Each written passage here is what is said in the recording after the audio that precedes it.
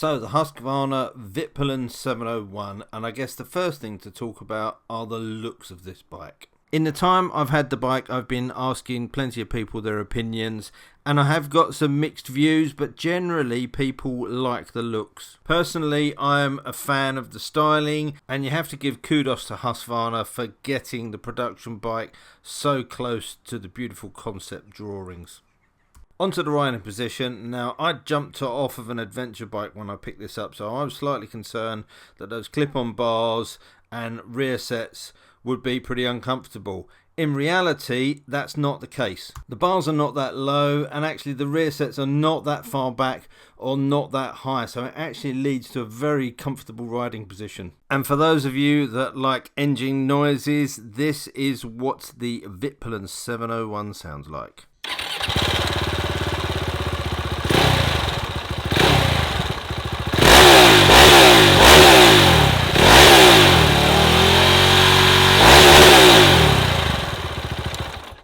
Now that's whetted your appetite, let's get it out on the road. As I mentioned, that riding position is actually pretty comfortable.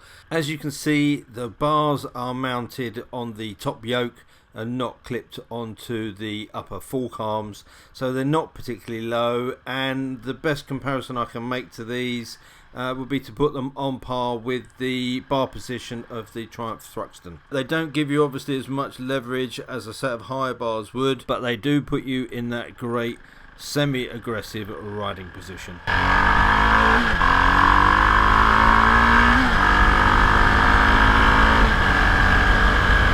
The torque that the motor makes is immediately there, and this does make for very easy overtakes. To put some numbers around that, Husqvarna claim 75 horsepower and 72 newton meters of torque, which peaks at 6,750 revs, and it's very evident. I have to say that I think the fueling on this bike is spot on. It is a big thumper. A big 700 single like this is not going to like being very low down in the rev range. So if you're pootling around under 3,000 revs, it's going to be a little bit lumpy, as you would expect. From the factory, the rider has a pretty firm setup, and that's, I guess, to give the bike its sporty feel.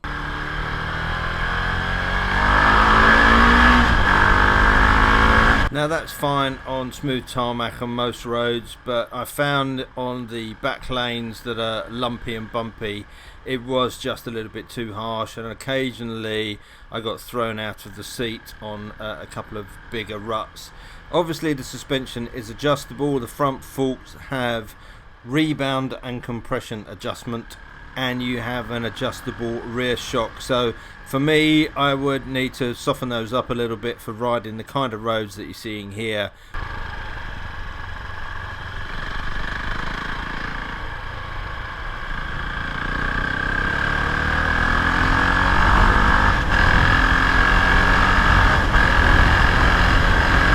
Another consideration for comfort, of course, is the seat, and when I first spied that very slim but stylish seat, I was a little bit concerned.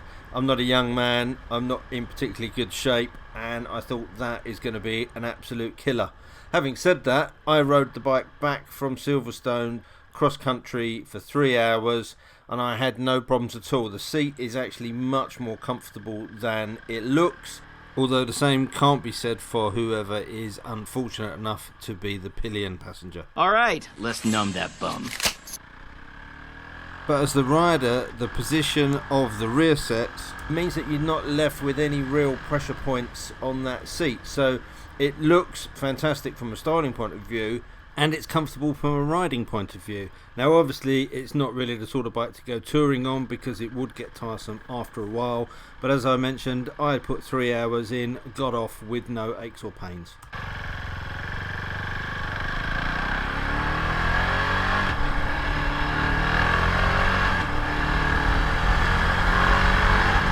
The bike comes standard with a quick shifter, or as Husqvarna call it, an easy shift, and it works really well. Initially when I was riding the bike, I forgot I had it.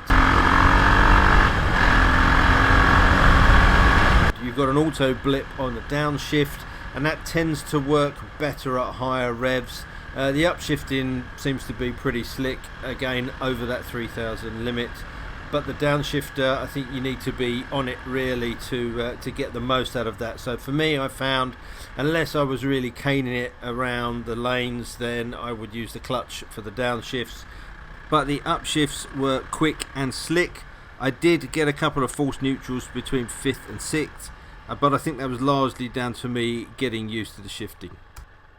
I've seen a couple of reviews and read a few articles where people were saying the brakes were not as sharp as they were expecting, but I found them to be very good considering it is only a single floating disc. But the Brembo 4-pot calipers give good initial bite and really good modulation, so I've got no complaints about the brakes at all.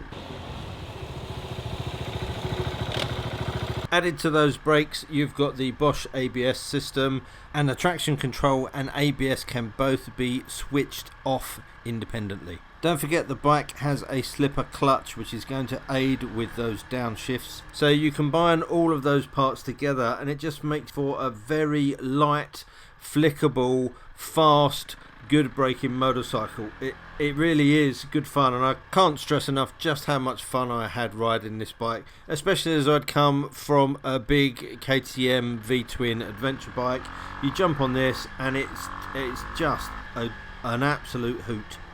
Husqvarna market this bike as a premium machine, and if you look at the fit and finish and the parts and components on the bike, you can see why that is. From the beautifully sculpted LED rear lights through to most of the other parts on the bike, there's some really nice touches. The quality is good, things like the petrol cap and the general fit and finish is just first class. There's quite a bit of Husqvarna branding around the bike, but it's relatively subtle and I think it's in keeping with the overall look of the machine. Some of the styling is obviously hindered by homologation rules, and a good example of that is the rear number plate hugger. Now actually I don't mind this, I think it looks pretty good. I'd put a smaller plate on it, maybe look at moving the indicators somewhere else and just neatening that up, but it does leave the back end free. I did notice under the back seat there are a couple of bungs there, so it looks like there is an option to put a smaller tail tidy underneath that and lose the rear tyre hugger, which could be an interesting look. One part of the bike which I think has been missed in terms of attention to detail is that side panel. You've got the nice trellis frame on show.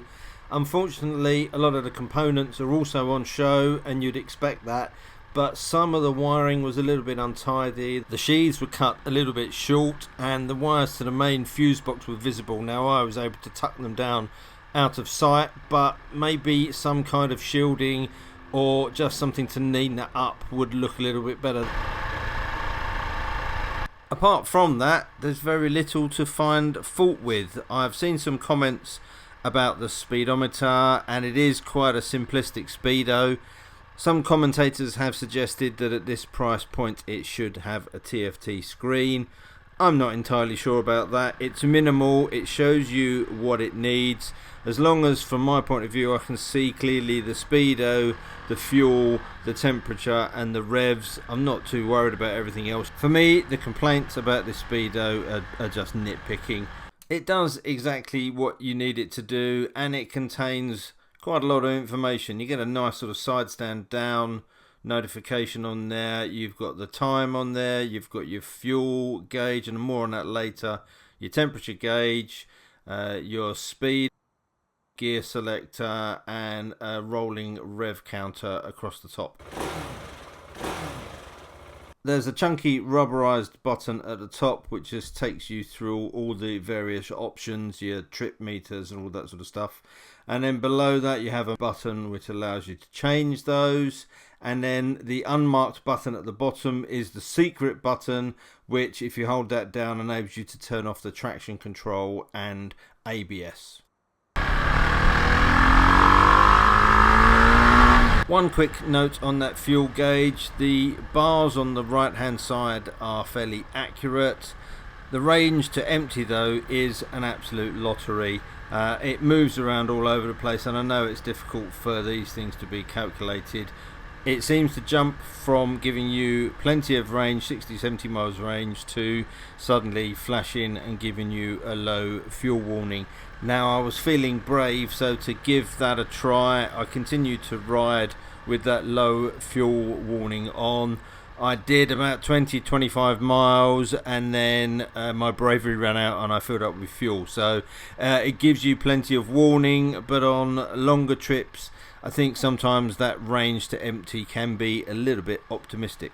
Fuel economy though does seem good, and the range on this tank from full is somewhere between 150 and 190 miles depending on how you ride, which is pretty good from this 12-litre tank.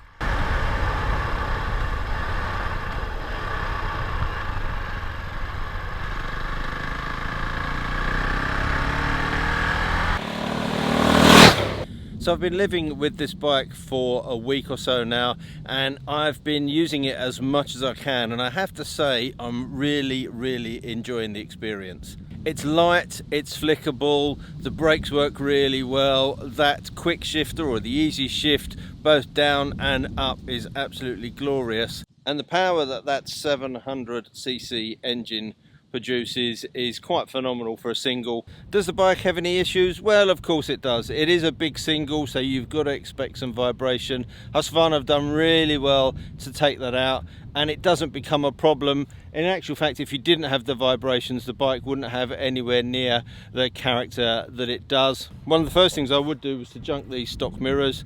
A, because they're pretty ugly, and B, because you can't see very much out of them anyway. They don't go far enough past your shoulders. Maybe that's just because I'm a big lump.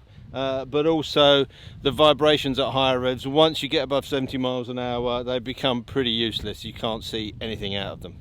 Apart from that, it's hard to say anything bad about the bike actually. It's got great curb appeal, it's great fun to ride, it's so light and flickable, and I think there's the options there if you want to personalise that and get into the Husqvarna catalogue of parts, or indeed I'm sure there'll be some aftermarket parts coming through, but it just begs to be changed up and personalised. So I hope this video has given you some insights in what this bike is like to ride and what it's like in everyday use. Now, as usual with my bike reviews, I don't want to shove loads of technical spec in there. You can go away and look at the website to find that and read some of the mainstream media reviews.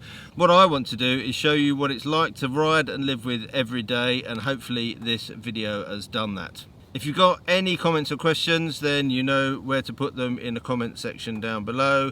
And until next time, all that leaves me to say is thanks for watching, take care, ride safe, and I'll see you soon.